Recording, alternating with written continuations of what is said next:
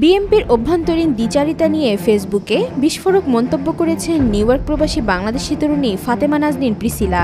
তিনি সরাসরি প্রশ্ন ছুড়ে দিয়েছেন, ফজলুর রহমান স্যার কিংবা রুমিন ফারহানার তখন কোনো প্রতিবাদ ছিল না, আজ তারা আদর্শের মুখোশ পরে রাজপথে কেন? অতীতের কথা মনে করিয়ে দিয়ে প্রিসিলা বলেন, আপনার আসসালামু আলাইকুম, বিসমিল্লাহির রহমানির রহিম। যে যেখান থেকে এই ভিডিওটা দেখতেছেন এবং নিউ ইয়র্ক থেকে ফাতেমা প্রিসিলা কি চাঞ্চলক কথা বলল রুমিন ফারহানারে এবং বিএনপির এর নেতা ফয়জুল সাহেবের, এবং যে সময় বেগম খালেদা জিয়াকে এক কাপড়ে বাড়ির থেকে বের করে দেওয়া হচ্ছে, সেই সময় বিএনপির নেতাকর্মীরা কোথায় ছিল, রুমিন ফারহানা কোথায় ছিল এবং ফয়জুল করিম কোথায় ছিলেন, তারা কোথায় ছিলেন? এবং বেগম খালেদা জিয়াকে যেন শেখ হাসিনা এরকম বিরসি কথা বলছে, তখন কোথায় ছিল? চুপ করে ছিল বিএনপির নেতা কর্মীরা। যে সময় বলছে শেখ হাসিনা খালেদা জিয়াকে পদ্মা সেতু থেকে টুপ করে ফালাই দিয়া মাইরা লাভ খালেদা জিয়াকে, তারেক জিয়া খালি বাংলাদেশে আসুক, সেই সময় রুমিন ফারহানা কোথায় ছিল, ফয়জুল করিম কোথায় ছিল?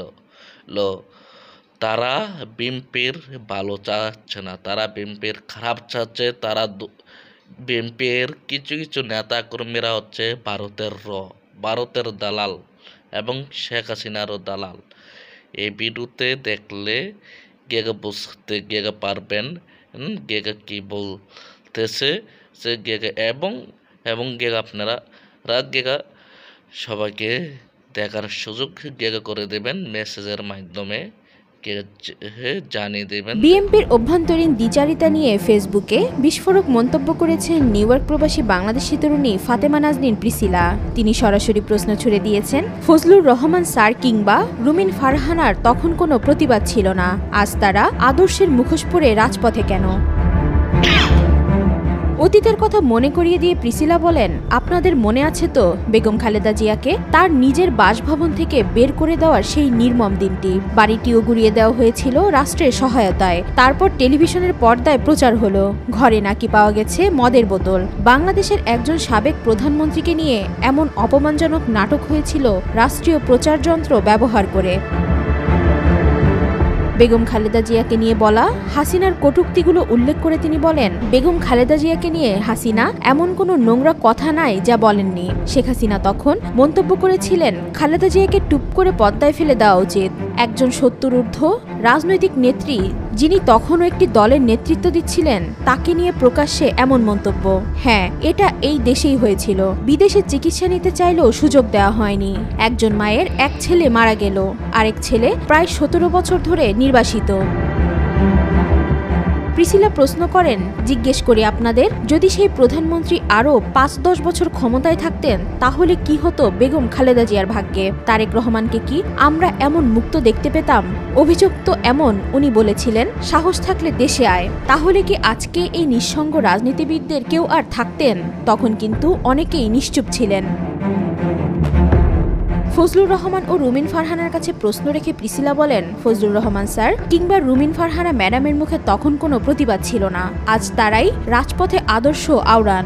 আজও তারা চুপ খালেদা জিয়ার বাসভবন ভাঙা নিয়ে, তার চিকিৎসা নিয়ে, অপমানজনক রাজনৈতিক বক্তব্য নিয়ে, তারেক রহমানের নির্বাসন নিয়ে কিছুই বলেন না। প্রশ্ন করি, এরা কারা? আওয়ামী লীগ না বিএনপি? কার হয়ে কথা বলেন? দলে ঢুকে এরা কার ঘরের চাবি লুকিয়ে রেখেছেন? তাহলে কি জুলাই বিপ্লব ভুল ছিল? এই তরুণরা কি কেবল স্লোগান দিয়ে জীবন দিয়েছিল? মানুষ এত দ্রুত ভুলে যায়? তিনি আরো বলেন, এই দেশটায় শেখ হাসিনা ও আওয়ামী লীগ যদি কিয়ামত পর্যন্ত ক্ষমতায় থাকতেন তাহলে অন্তত কিছু মুখোশ আজ উন্মোচিত হতো, ব্যারিস্টার শাহজাহান উমরের মতো, আর বোঝা যেত কারা আদতে কোন পাড়ায় খেলা করে। ফজলুর রহমান আর রুমিন ফারহানার তো কোনো সমস্যা ছিল না তখন, আজ তারা নিজেদের দায়িত্ব মনে করছেন বিতর্কিত কথা বলে বিএনপিকে বিতর্কিত করার আর তারেক রহমানের রাজনীতি শেষ করে দেওয়া।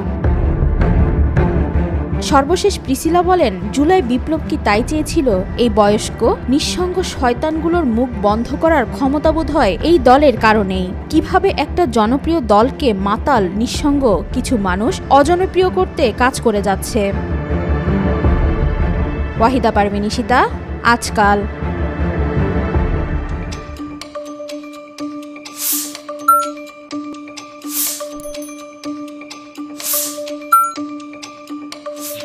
আসসালামু আলাইকুম আমার অডিয়েন্স ভাই বোনেরা, আপনারা সবই দেখছেন, সবই শুনছেন এবং ফাতেমা পিছিলা রহমান কি বলছে এবং বিএনপির নেতাকর্মীরা কতটুক ভালো, কতটুকু বিএনপির ভালো চাচ্ছে। তারা এই যে রুমিন ফারহানা হচ্ছে সুবিধাবাজ ক্ষণে কয় আওয়ামী লীগের কথা, আওয়ামী লীগ সরকার ভালো ছিল, ক্ষণে কয় বিএনপির কথা। রুমিন ফারহানা হয়েছে এক নাম্বার ভারতের এবং ভারতের দালাল। কিছু বিএনপির কিছু নেতাকর্মী জনাব তারেক রহমান বাদ দিতে হবে, বার কইরা দিতে হবে, তাহলে বিএনপির দলটাকে টিকিয়ে রাখতে পারবে জনাব তারেক রহমান। না হলে তারেক রহমান যদি এই ভারতের দালালকে যদি বিএনপির দলে রাখে, বিএনপির ভিতরে রাখে, এক সময় এই বিএনপির জনপ্রিয়তা এবং এই বিএনপির দলটা ধ্বংসেও হয়ে যাবে, দুলের সাথে মিশে যাবে।